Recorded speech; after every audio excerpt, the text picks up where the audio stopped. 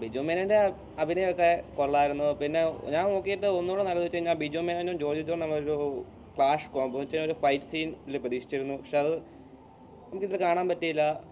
പടം സ്റ്റോറിയുടെ എല്ലാം നല്ലതായിരുന്നു. പിന്നെ ആക്ടിങ് എന്ന് പറയുമ്പോഴത്തേക്കും ലെന, പിന്നെ ബിജു മേനോൻ, ജോജു ജോർജ് ഇവർ മൂന്നുപേരും തകർത്ത് അഭിനയിച്ചു.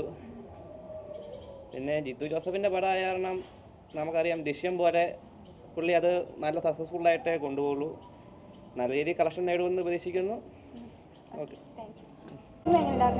സിനിമ നല്ലതായിരുന്നു. ജിത്തു ജോസഫിന്റെ ഒരു ഇത് മാസ്റ്റർ പ്ലാനിനകത്ത് കാണാൻ പറ്റുന്നുണ്ടോ? ഉണ്ട്, നല്ല അഭിനയം എങ്ങനെയുണ്ടായിരുന്നു? നല്ലതായിരുന്നു. എല്ലാവരുടെയും അഭിനയം നല്ലതായിരുന്നു. ആണോ?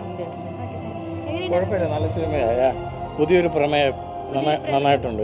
ഒരു ക്രൈം ത്രില്ലർ മൂവിയാണെന്ന് പറയുന്നത്. അപ്പൊ ആ ഒരു ക്രൈം ത്രില്ലർ സസ്പെൻസ് ഉണ്ട് അവസാനം വരെ. അതെല്ലേ.